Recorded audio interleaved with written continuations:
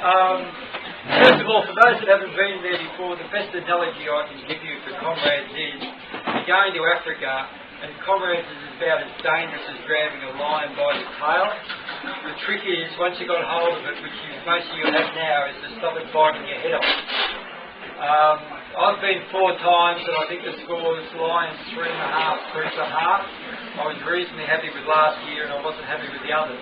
And Richard's talking about don't worry about the distance. The first time I went, there was no one in my club, no one from Brisbane going, so I did all the training by myself, and I did my long run 10 days before I went. I knocked out 26k. And if you really want a sobering thought in the morning, you're in Africa, you're running, and the sun comes up, and the first sign you see is 81k to go.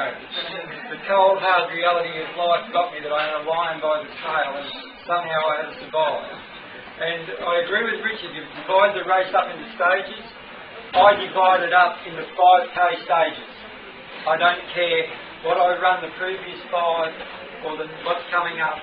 Is this 5k? I'll run this 5 and then I'll worry about the next 5 and I'll finish this 5. And I don't worry about anything else. And if you're with me, you'll see me at every 5 I'll hit me watch with a split on what I think I'm going to do. And that's how I get through the races. And those that have run in one of your pacing groups somewhere, you'll notice that I get a bit more enthusiastic when we get to normal marathons with 19k to go. If it's 19 is a number you can manage, and when you get into that stage of comrade, you're going to be, the fun's over. You get to about 19k this year, and you're going to be able to see the sea. You're going to, at the top of the hills, you're going to be able to see Melbourne. And as one of the speakers said last night, downhill is better, because you know once you get to the sea, you cannot run any further. When you're running out, you cannot see Peter Marisburg. It just happens to come out of the trees, but you can see where you're going for miles. So what you do when you get to the 19, you go, that's that Sunday run I used to do before I was a comrades runner. I can handle 19. And then it becomes 15. And then it becomes 10. And then it becomes that 7k run you do with an easy day. And then you get to the 3. And I can tell you, the last 3 is dead boring. It's a k.5 straight down the road, turn left, and a k.5 to the stadium. They're just dead straight. But as Richard knows, you can run 3. So you just chip it away. And you never think about the last bit. And I've run, and I'm bragging, I've been to Boston, I've been to Dublin, I've been to London, I've been to Stockholm, I've been to all those races, right? There's only one I go back to. And there's only one which has got a spectacular finish. And those that have been know what I'm talking about. Now, who here thinks they'll be having trouble with the 12-hour time limit? Is there anyone, or we all say?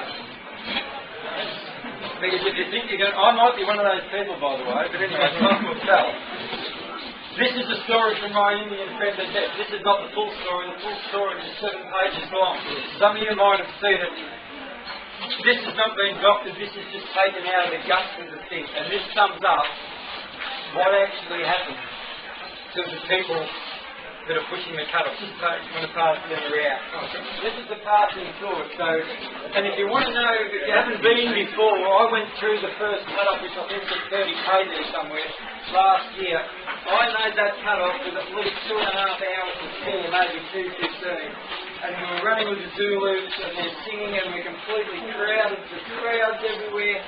The road's crowded. And when we went past that sign that said the 30k cut-off and whatever, and we were there over 2.5 hours before, there was a collective fire relief, and there were 300 runners who had made the first cut-off. Everybody worries about the cut-off. There we go, that's enough for me. I'll probably see most of you in Durban or on QX63 on the Wednesday if you're honest with me.